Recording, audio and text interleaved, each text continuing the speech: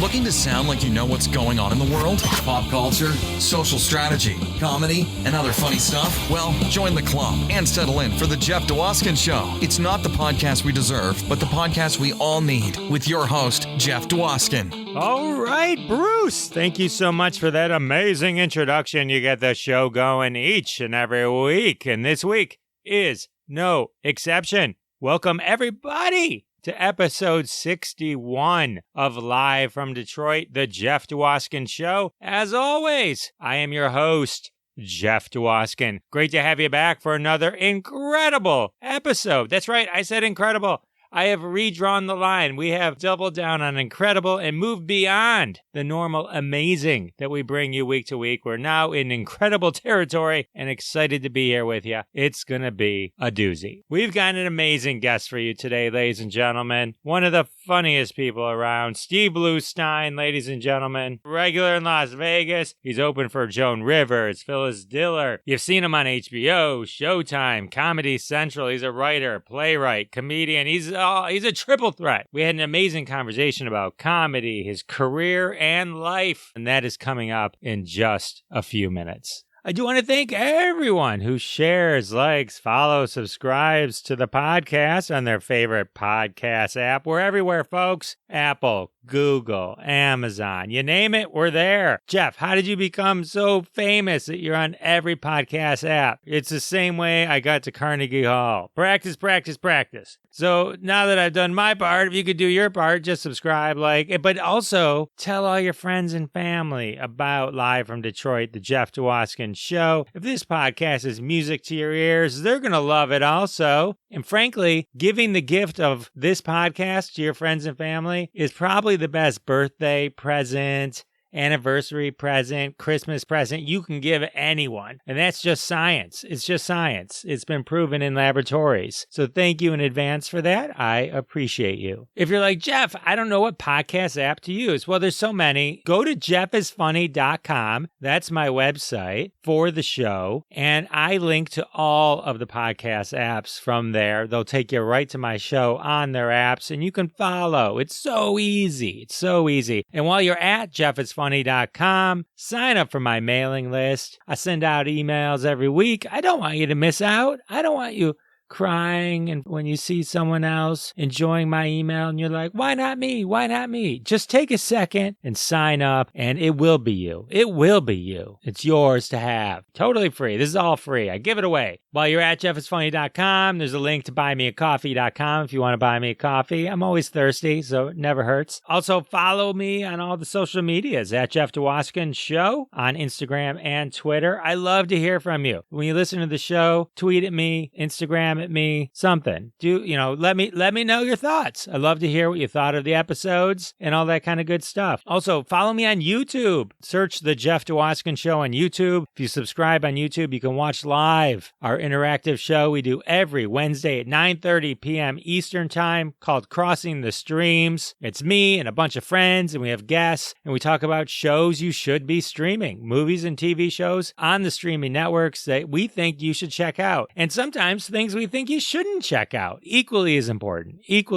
information. So if you're always asking yourself, what should I be watching? I need to watch something new. Check out Crossing the Streams. There's over 30 episodes, and we do a new one each week. Chock full of great stuff. And it's interactive. So if you watch us live, you can ask questions, talk about the shows, and we'll put your comments on the air. You can become famous. How cool is that? Who else is offering you fame and fortune? I don't know. I think just me. I do want to thank everyone for supporting the sponsors week after week after week. I can't thank you enough. When you support the sponsors, you're supporting us. Live from Detroit, the Jeff Dwoskin Show, and it means the world to me. This is how we keep the lights on. This week's sponsor, from the creative minds that brought you the spork, comes the latest and you can't live without cutlery. Are you ready for the Nork? That's right.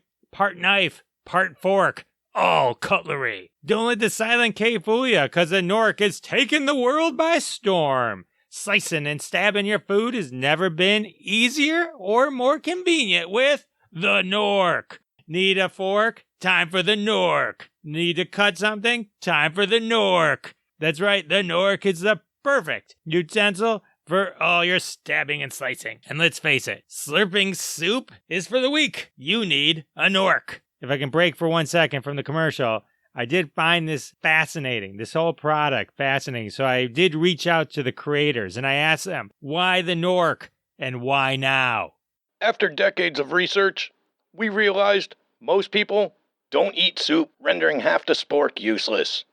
By combining a fork and a knife, we're able to now reach 97% more market share.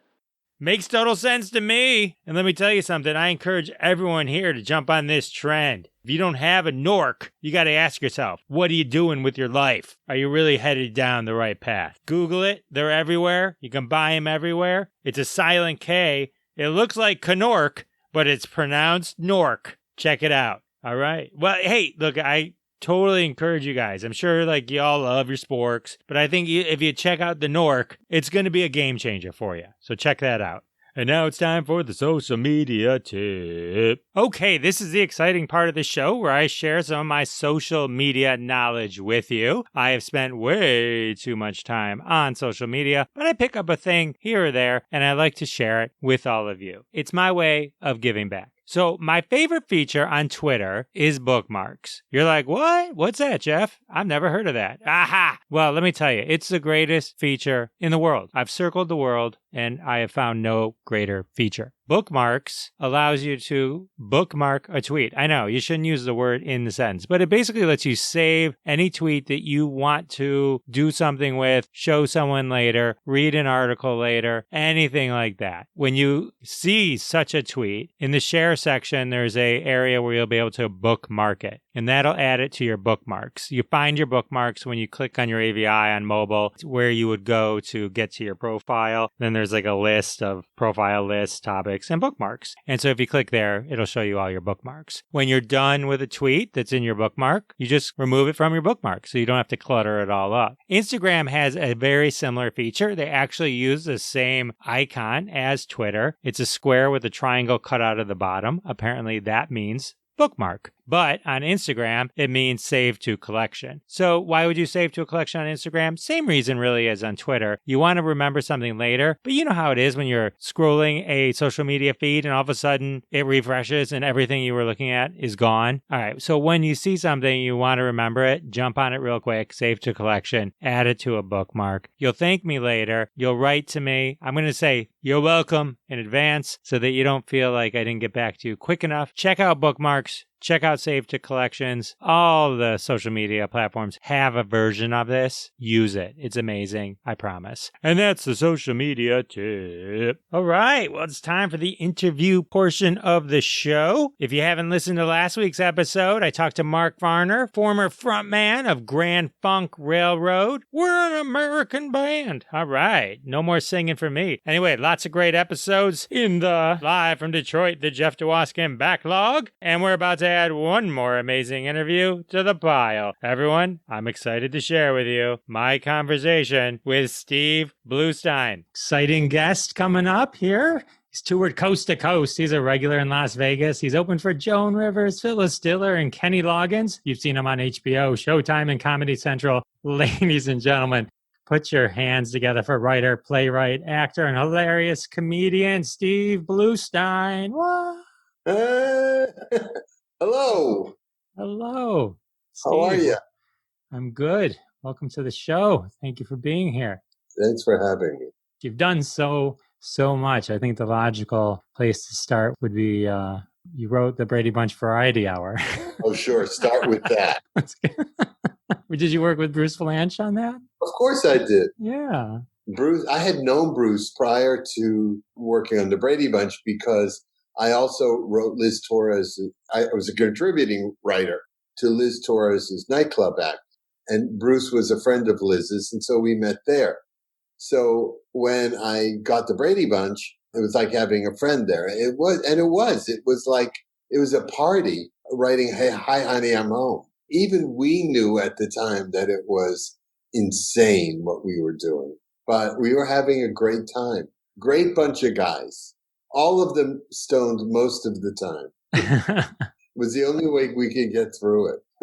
That's amazing. That was amazing. Which was the one? Was it Jan that wasn't Was it Fake Jan? Fake Jan.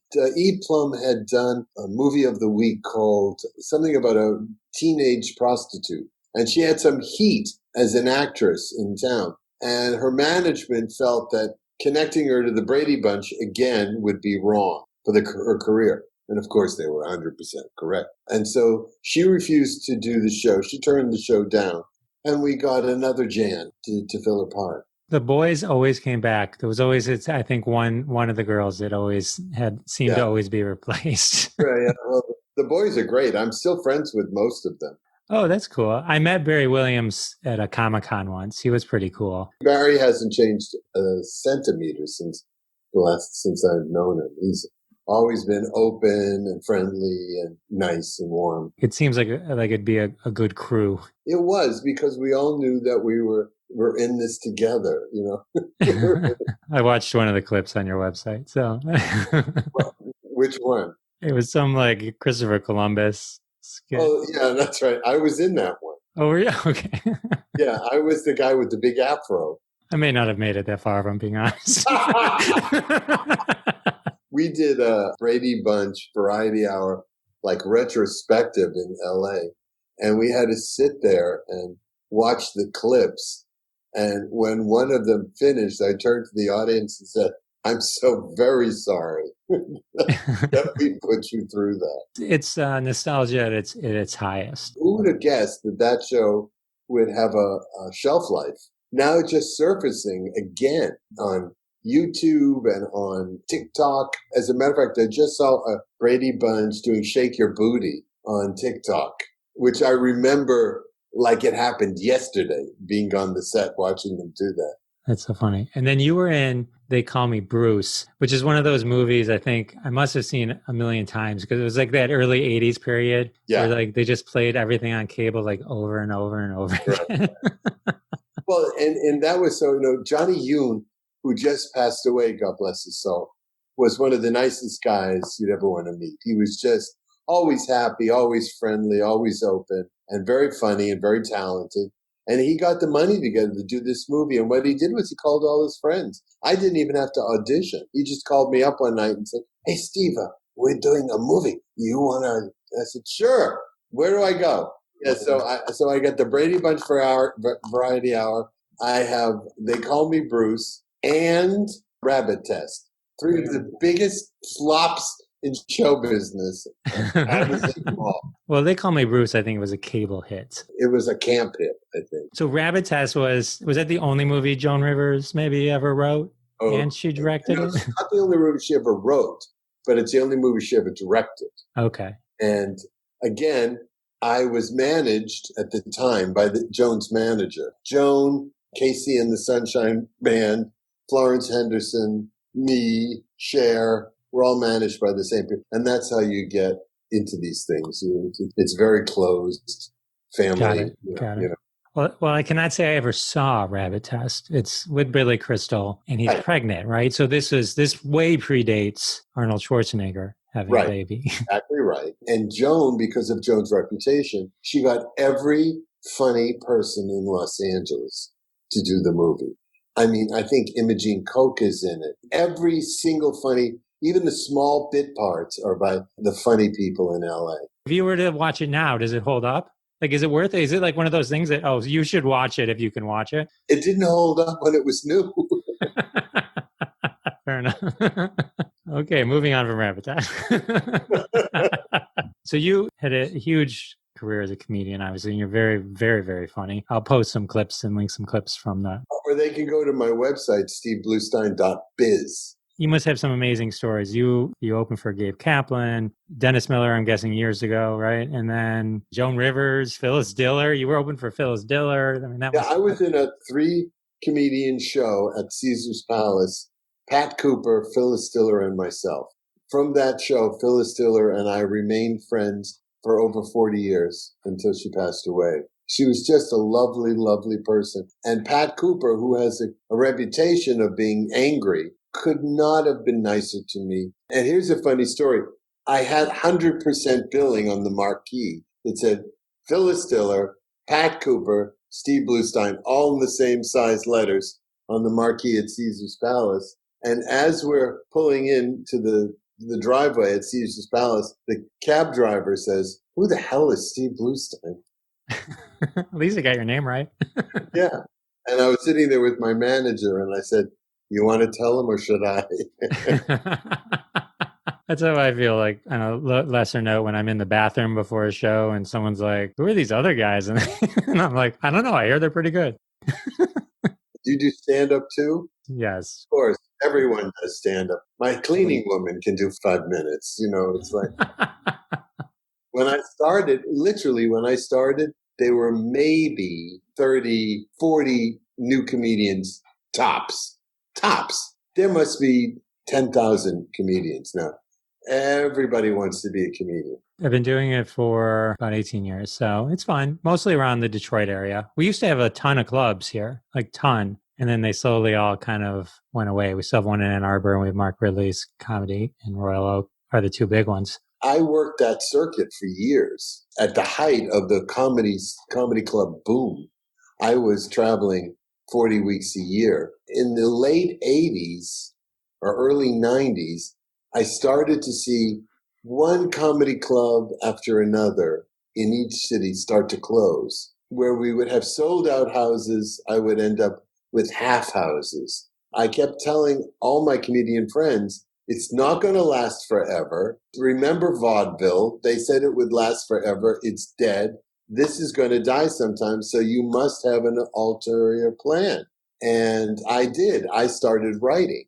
I've written 7 plays, 4 books, and that's kept me busy all these years. And of course, I wrote television as well for Norman Lear, and I wrote for Playboy. Yeah, I did a lot of television writing. What project did you work on with Norman Lear? It was called A Year at the Top with Greg Evigan and David Letterman's musical conductor. What's his name? Paul Schaefer. And Paul Schaefer. Of course, we called it A Year at the Flop because at that point, Norman Lear could have put a phone book on the air and it would have been a big hit, huge hit. So I was so excited to be working with Norman Lear. Of course, I get on a Norman Lear show and it's canceled in 4 episodes. Oh, and you could have been one of the Jimmy Kimmel things that they were redoing recently. I like Jimmy Kimmel. He's a very nice man. He loves Norman Lear, so you could have been Good Times and your show. He also loves Fred Willard, and Fred and Mary Willard were 2 of my dearest friends. And so when Fred passed away, he devoted the whole show to Fred, which is amazing. Fred Willard is one of the funniest people. He's just one of those people that just oozes funny. I was in the Ace Trucking Company with Fred. When Billy Saluga dropped out, I replaced him. And I traveled on the road with Fred for a couple of years.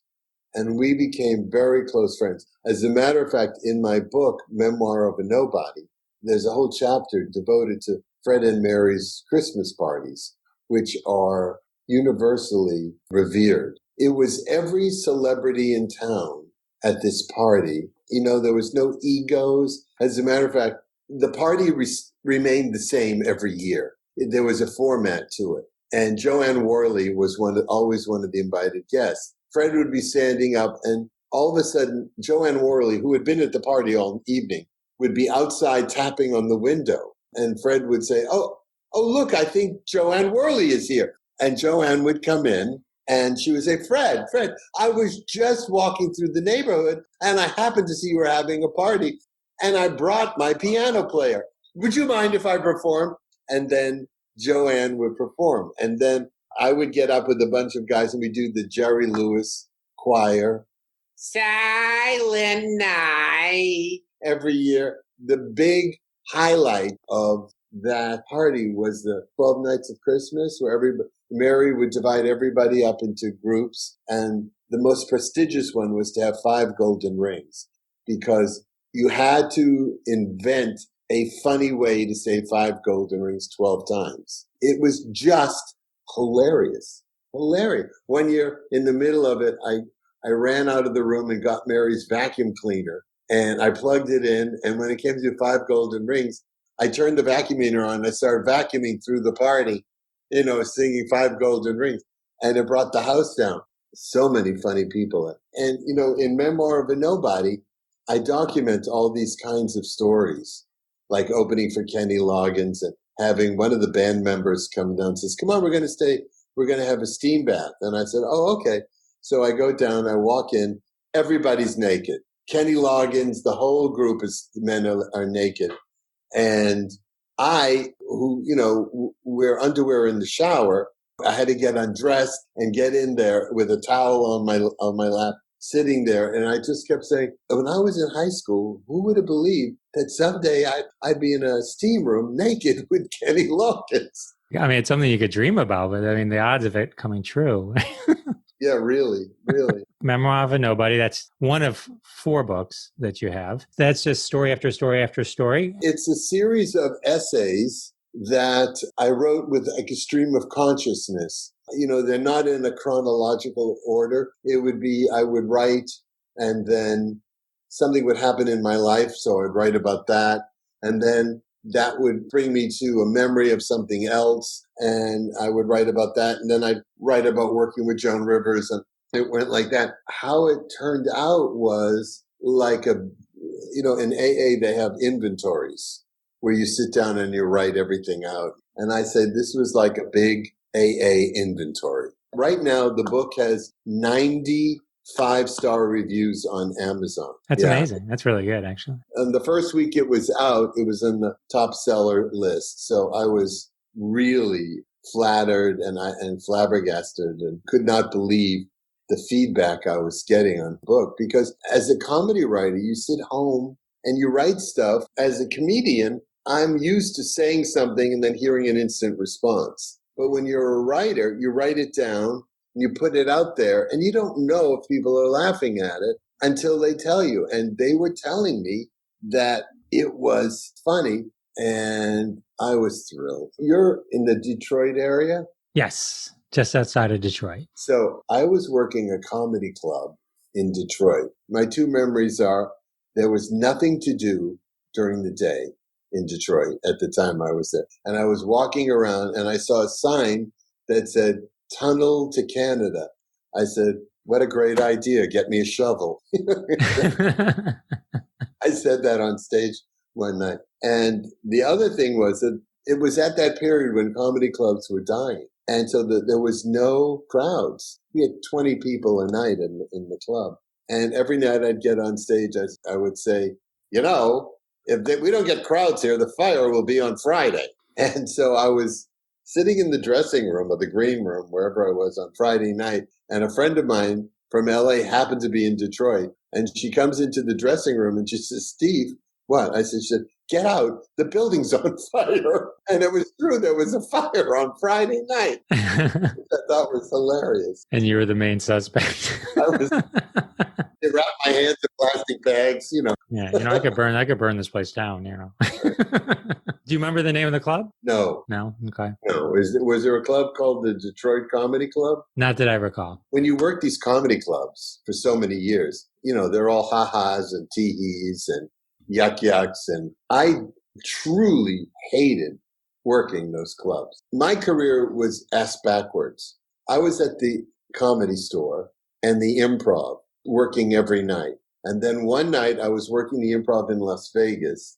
And my agents called and said, get on a plane. You're opening for Kenny Loggins tomorrow night in Lake Tahoe. And that's what happened. I went from the comedy clubs right to the big stages. And from that period on, I was working in Las Vegas. I worked the Caesar's Palace and the MGM Grand, the Hacienda, the Sparks, the Sands, all these big clubs. I was working in Sparks, Nevada, and Reno and Tahoe.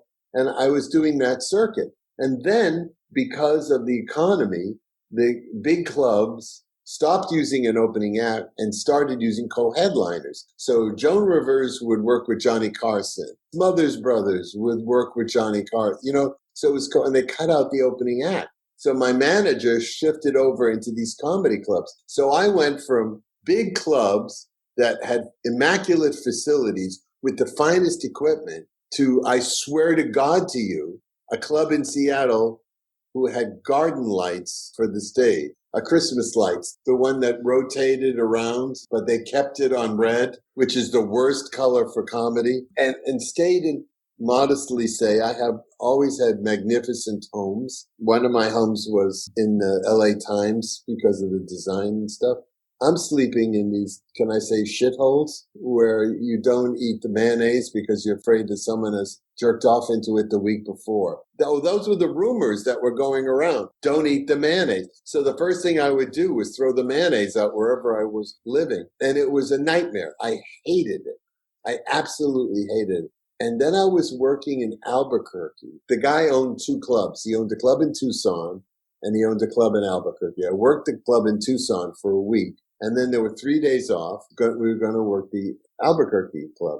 And the club owner called me and said, look, I'm going to do a benefit, an AIDS benefit for those 3 days that you're off. Will you work it? And I said, absolutely. I get there. I'm not being paid for this. I get there. The opening act, the middle act, we're all there. We're not being paid. But the club owner is charging covers and minimums. So the club owner is making money. We're working for free, and I don't know who got the money to the AIDS benefit. Well, the middle act was livid and quit right there on the spot. I said, what are you going to do? And he said, don't worry, I'll find another act. So he calls me up the next day, and he said, all right, I hired somebody else. The new act and his girlfriend are going to stay with you in your room. And I said, no, they're not. He said, yeah, they are. I said, no, they're not. I'm not sharing my room with two other people, especially people I don't know. And he said, well, you better get down. So I got down. It was Thanksgiving Eve, and the club was packed, like 300, 400 people. And we had a huge fight. And he said to me, look, either you allow those people to just go in your room or you're fired. I said, I'm fired? He said, yeah. I said, okay, you do the show. And I left the club. Because at that point, I had just had it. You know, it'd been 10 years of this crap, and I was up to here with it. That was the beginning of the end for me. That was when my manager, when I got back to LA, my manager called and said, okay, I have a gig for you in Atlantic City. I said, what time are the shows? He said 3 and 5. I said, in the morning? He said, no, in the afternoon. I said, oh no, those are bus tours from New York. Do you know what that's little old ladies with knit hats and purses sitting on this. That's not my audience. He said, look, if you don't take this gig, because it was a lot of money. If you don't take this kid, I'm going to drop you. I said, you know what? Thank you. I needed somebody to throw me out because I would have still been in those comedy clubs to this day. And it wasn't the life that I wanted. I'm very much a homebody. You know, when my mother was alive, she said, well, you have 2 weeks off. Why don't you fly to Florida? And I said, on the 2 weeks I have off, the last thing I want to do is get on a plane and fly someplace. Then she never understood. So because I very much like to stay home, and I'm still like that to this day. I feel the same way. I love being home. I left Los Angeles because Los Angeles had become unlivable for me. I'd been there 40 years, and it went from a big little town to a big, big town. Because of the apps now where they show you shortcuts, my little street became a main freeway. It just became a nightmare to live there, and I couldn't take it. So I moved to just outside of Palm Springs because this is where old show business goes to die. When I first got here, I was at a restaurant because I said everybody in Palm Springs was in show business at one point or another. And I went to a restaurant, and the hostess came up to me and said, table for two. I said, yeah. She says, walk this way. You know, when I was opening for Ziegfeld, it's literally old show business. But the best story, I met a friend out here, and I said to him, Johnny, how's it going? He says, oh, Steve, it's wonderful. It's wonderful. I have a new manager. I've got new pictures. I have a new headshot, and I'm going to start working again. I'm so thrilled. Oh, hold on a second. Welcome to Walmart. Let's go back in time to the early 70s, the Groundlings. Oh, sure. So when I first walked into the Comedy Store in 1971, there was an improv group, and it was Pat Proft, Bo Capro, Valerie Curtin, and Archie Hahn. And the four of them were the comedy group. And The first night I was there, I approached Valerie, who is still a friend to this day.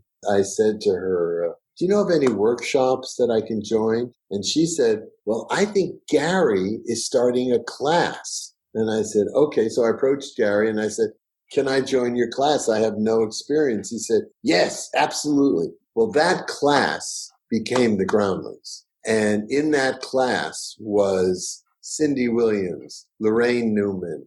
Who else?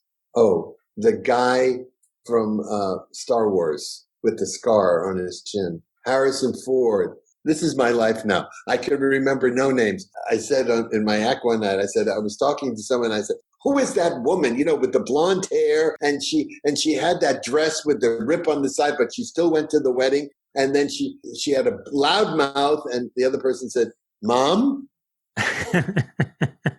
I can tell you everything about the person. I can tell you what they're wearing, where they went to school, who they're married to. I can't tell you their name. And I was in the very first show that Gary produced for the Groundlings. And of course, the Groundlings then went on to be the premier place in Los Angeles to find talent. And it started with Lorraine going to Saturday Night Live. And that validated the Groundlings. And so then everybody in LA who was doing improvisational comedy wanted to be in the Groundlings. And that's how we got the wealth of talent there. And, if you saw my act, I was working in Las Vegas. I think I was opening for Donna Summer, and I was at the MGM Grand. There were 4,000 people in the audience. And I was talking, and I stopped, and I looked at the audience, and I said, if I have to say these words one more night, I'm going to slit my wrist. And they laughed because it was like doing a stage play over and over and over. So I just stopped and I looked at a guy sitting up front and I said, what do you do? And that's how it started.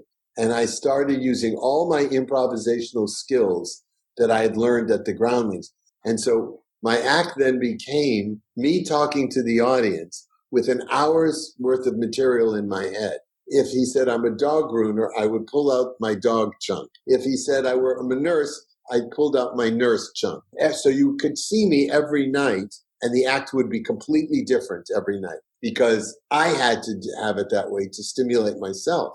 And it also, especially when you're on tour with the big name, usually the big name is followed by fans, fanatic fans. They don't laugh the second time. So by changing the act every show, it made it interesting for them, and they loved it. I got fans to this day touring with Barry Manilow. I wrote a joke for, who Roz Kind is? Roz Kind's Barbra Streisand's sister. She's a wonderful singer and a really terrific human being. She has a fan. Let's call her Phyliss. And Phyliss follows Roz all over the country where Roz performs. So I said, you know what you should do? You should stop the show and introduce Phyliss from the audience. And so she said, this is Phyliss. Phyliss comes to every show I'm ever in. And then she stops and she looks at Phyliss and she said, I'm sorry, but I won't be able to pick you up in Detroit at the airport. You're going to have to find somebody else.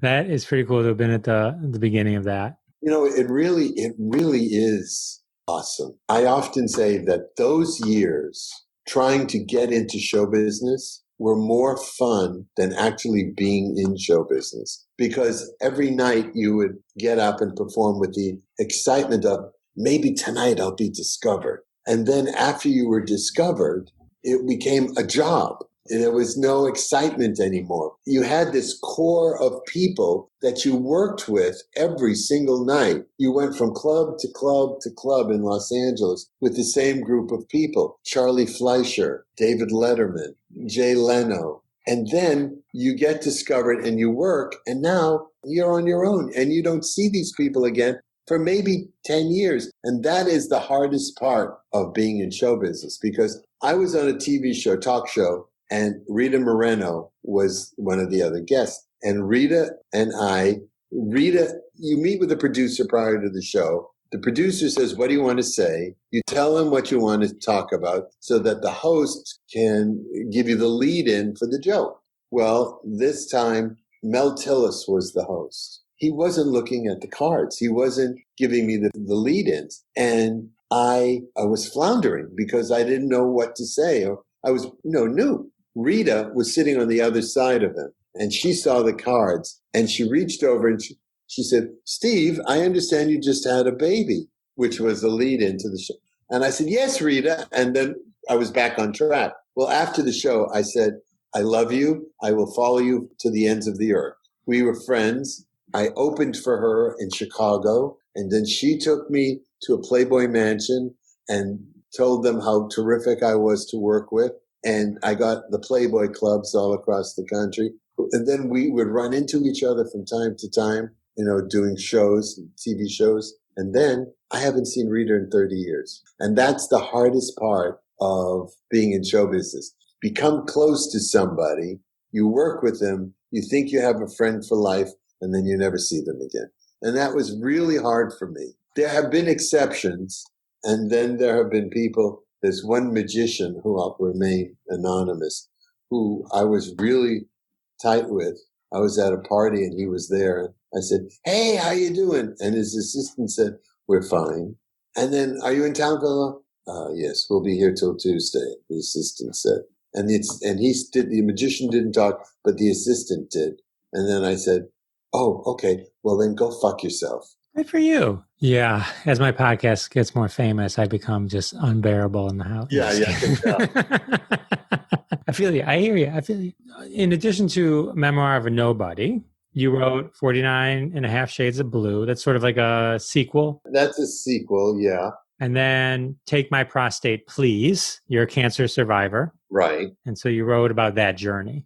I just finished my fourth book called Point of Pines. I had a really traumatic childhood, really traumatic, with two parents who physically fought. They battled physically. It was really a horrible childhood. And the Point of Pines was a place, high school friends of my mother's lived. And those people adopted me into their family, but not legally adopted me, but emotionally adopted me to the family. It was the only happy time in my life. And I wanted to write about it. So I sat down and I started writing all these memories of my childhood. And I ended up with 25,000 words. And I sent it to my agent. She loved it. She said, "Steve, this is the best book you've ever written. There's not a joke in it. The other books, every other line is a joke. But this one is serious." She sent it out to publishers, and they all said the same thing. "We want more. We want more." Did you have another book? It's hard to type with a gun in my mouth. Well, it's interesting. Memoir of a Nobody it's hard to type with a gun in my mouth. Ah. When I was first starting, I self-published my book. It took off. So because it became so popular, an agent signed me. And she got a publisher, but the publisher didn't want to publish a book with gun in the title. So I had to come up with a new title. And the new title, she said like this. She said, "Quick, give me a title for the book." And I went, Memoir of a Nobody. And she went, "Perfect." Boom. That's how the magic is made. And it's funny, my manager, before this house, I lived in Bel Air, and we had a mudslide at my house. The house on the hill above me, the swimming pool gave way, and 60,000 gallons of water came pouring down the mountain, pushing ahead of it a debris field, which ended up in my house. Not next to my house, but in my house. I was really depressed. I had flood insurance, so it was covered, but I was really depressed because it wiped out my office. I lost every videotape, every review, every photograph. It was all gone. It was like my career was completely wiped out, and I was really, really depressed. My manager called. He said he knew I was down, and he said he knew the way to get me out of that was to have me working. And he said to me, "Are you writing?" I said, "Yes, I am, but it's hard to type with a gun in my mouth." And he said, "And that's the title of your book." It is a great title. Yeah. I mean, it's dark, but it's a great title. I know, but it says it all. Was there a point when you were kind of reflecting on all it, like that you wanted to just channel all these things and become a comedian? Well, I was always the funny person. another interesting story. I have a Russian travel agent, a real Russian who talked like this. Okay, Steve, we're going to Paris. I got to talking to him one day. I said, my family's from Russia. And he said to me, where? I said, Odessa.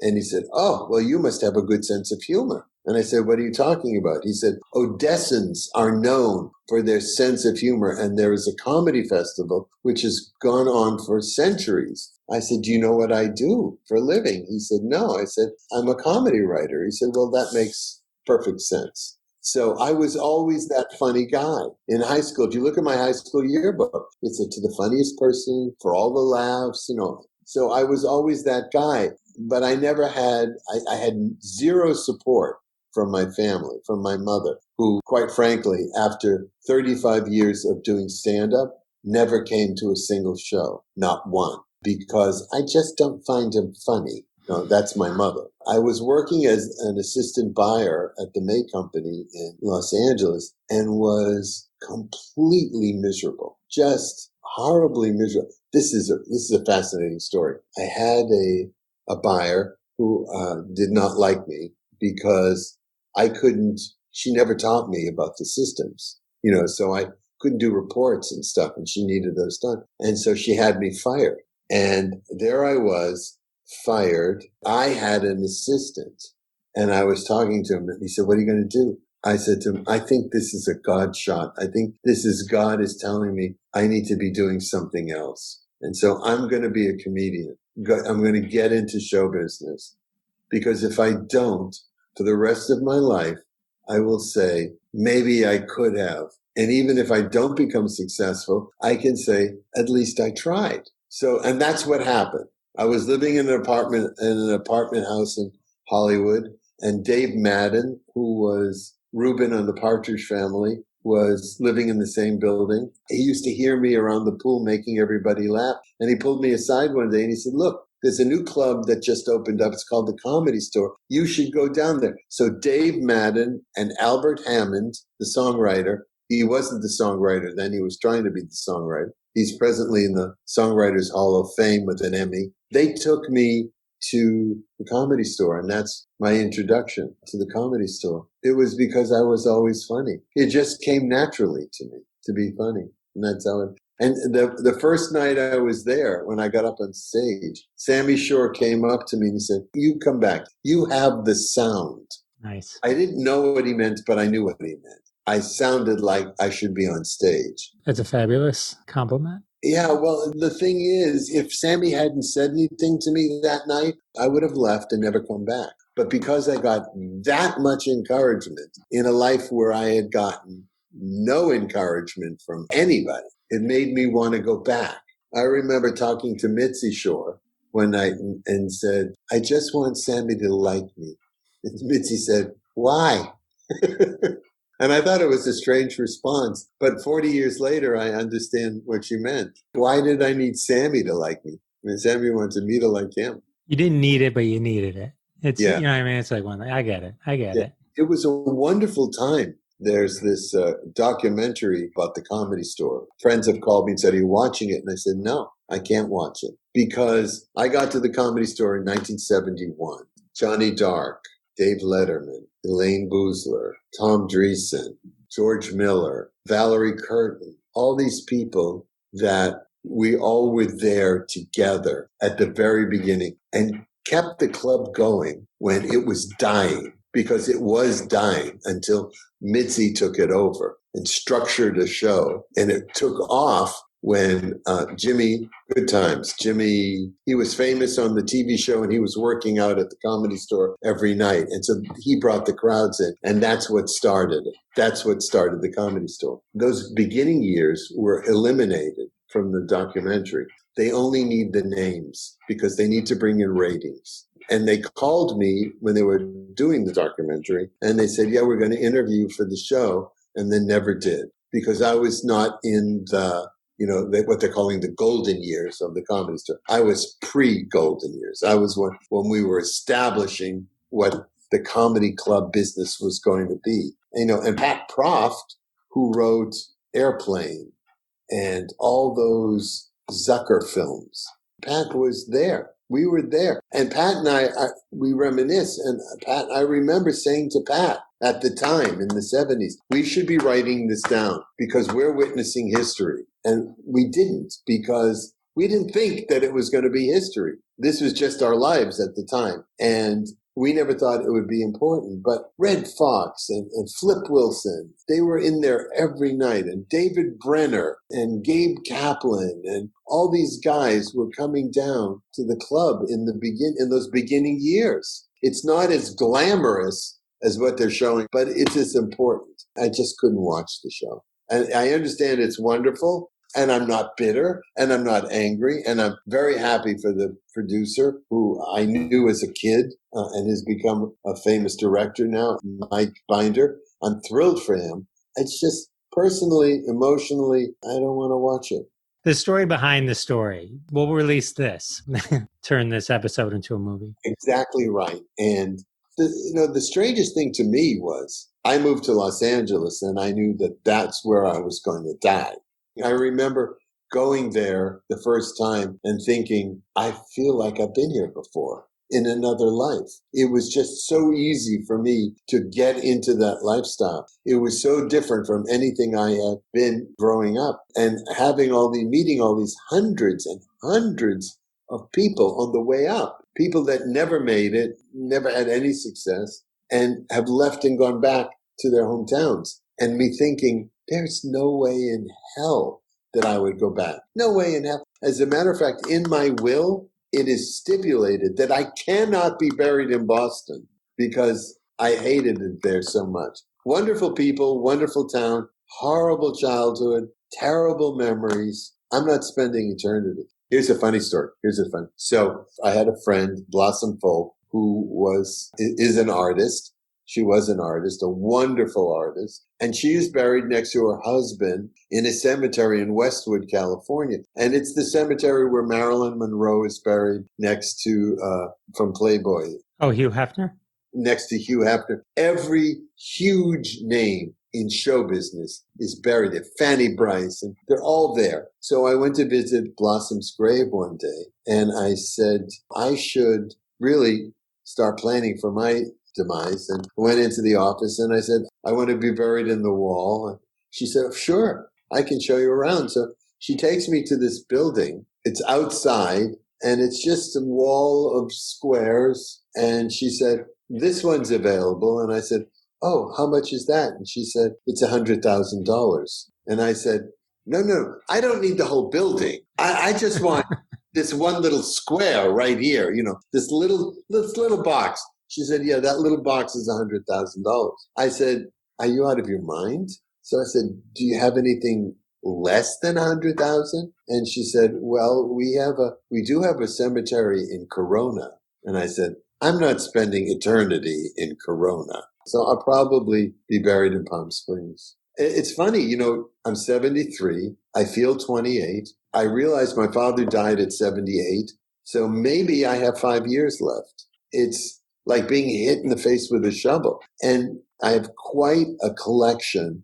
Getting over the years, I never bought garbage. If I had $100, I would buy something that was worth $500, but I found it a bargain for $100.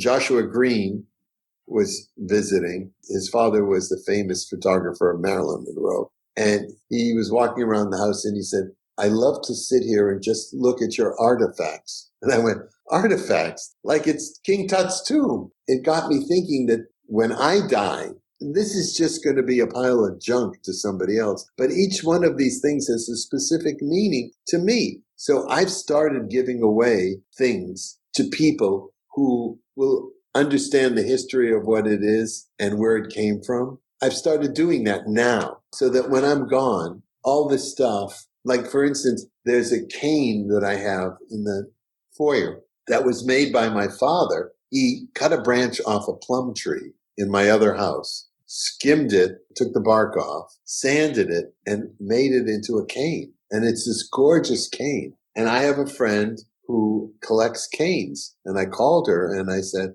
I'm going to give you this cane. And I told her the history of it because I know that you'll take care of it and you will appreciate where it came from, And she said, I would love that. And so she's getting it. You know, when my mom died and then my dad got remarried and then they moved in together. And so I inherited all the stuff that my dad would have had to have died for me to get at some point, right? So Yeah. it was nice to be able to enjoy something that's handed down. No one else had to die. You know what I mean? So I get it. The people that you're giving this to and you can give it to them, that's pretty cool. That's actually pretty cool. My mother had 2 homes. My father had a home, and I'm the only child. My father died.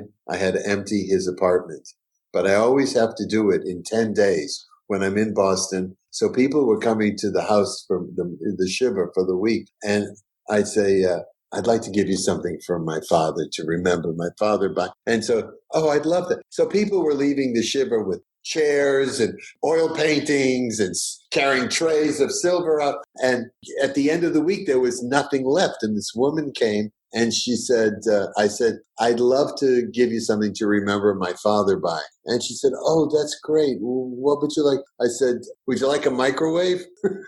That's all I had left. Then my mother had a house in Boston and a house in Florida. She called me up one day and she said, I've decided I'm going to stay in Florida. And I said, well, who's going to empty the Boston house? And she said, I'll find somebody. And I said, okay. And then that night I started thinking, no, that there's stuff there that would only be important to me. They won't know what it is. I have to go. So I called my mother back and said, look, I'll fly to Boston. I'll empty the house. And she said, oh, you will? Oh, that's so nice of you. And I said, motherfucker got me again. Got me to fly to Boston to empty her goddamn house. Manipulated me one more time. Hook, line, and sinker. Hook, line, and sinker. So I got to Boston. There was a big sign on the front door of the house. It said, the water will be shut off on Friday. And it went downhill from there. She had cut off the cable. She had sold 90% of the furniture out of the house. So there wasn't a bed for me to sleep on. So for a week, I was sleeping on a love seat. She had shut off the cable. She shut off the gas. So there was no heat. It was literally the worst week of my life. And I had to hold an estate sale. So she had this break front and a guy was interested in the break front. I hung up. I said to the guy, $100. Just get it out of here. Oh man, so many great stories. Thank you for spending all this time with me. Can't thank you enough. I love it. You're really easy to talk to, and it was fun. We want to remind the audience that Memoir of a Nobody is available on Amazon.com and Kindle and Nook and iBooks and eBooks and Barnes and Noble, and for enough money, I'll come to the house and read it to you. All right. We'll post that price. All right. Well, thank you so much. I can't thank you enough. Thank you. Thank you. It's really been fun. Steve Bluestein. Woo! All right. Check out his books. Check out his website. Lots of great clips. Lots of funny to explore with Steve Bluestein. I'll put all the links in the show notes for you to check out. Well, I'm sad to report we're nearing the end of episode 61. Don't be sad, you say. Why? Oh, yes, that means it's time for the trending hashtag from Hashtag Roundup. That's right. This is where we spotlight a fun hashtag from the family of games of Hashtag Roundup. What's Hashtag Roundup, you say? It's a super fun place to play hashtag games on Twitter at Hashtag Roundup. We also have a free app, Hashtag Roundup, on Apple and Google stores. Download it, play along with us all day, every day, and one day one of your tweets may show up on a future episode of Live from Detroit, The Jeff Dwoskin Show. This week's hashtag is hashtag Some Advice You Need to Hear from Aha Tags, a weekly game on Hashtag Roundup. Are you ready? Are you sitting down? Because this is hashtag Some Advice You Need to Hear. Okay, grab a paper and pencil. Some of these are gonna hit you right in the heart, and some of these you may never use. Number 1, don't go chasing waterfalls. Please, stick to the rivers and the lakes that you're used to. Number 2, 2 wrongs don't make a right, but 3 lefts do. Solid advice if you're ever lost in a city you're unfamiliar with. Number 3, know when to hold 'em, know when to fold 'em, know when to walk away. And if I may add, know when to run. Number 4, a smile goes a long way. Yeah, it does. Number 5, don't mess with the food preparer. At least not until after you've already gotten your food. Number 6, you're not fooling anyone on that group video call. Everyone knows you're high. Try wearing sunglasses. Number 7, if they'll cheat with you, they'll eventually cheat on you. This is true. I once cheated with ice cream, and later that ice cream cheated on me. Number 8, if it has absolutely nothing to do with you and you don't know firsthand about it, you can always keep your mouth shut. Oh, this advice might as well read, don't go on social media. Number 9, never pee on an electric fence. That one's pretty obvious. Why? Number 10, she isn't fine. She may say she's fine, but she isn't fine. Number 11, those that promote their perfect life. Newsflash, it's not perfect. That's right. Don't get sucked into people's Instagram and Facebook facades. And the final piece of advice, something you need to hear. Tell all your friends, subscribe and follow Live from Detroit, the Jeff Dwoskin Show podcast. Tell them their lives will not be complete without it. And with that, I bid you adieu. We are at the end of episode 61. Can't believe come and gone. But here we are. I want to thank once again my guest, Steve Bluestein. I want to thank all of you. It means the world to me that you come back week after week after week. And I'll see you next time. Thanks so much for listening to this episode of The Jeff Dwoskin Show with your host, Jeff Dwoskin. Now go repeat everything you heard and sound like a genius. Catch us online at thejeffdwoskinshow.com or follow us on Twitter at Jeff Dwoskin Show. And we'll see you next time.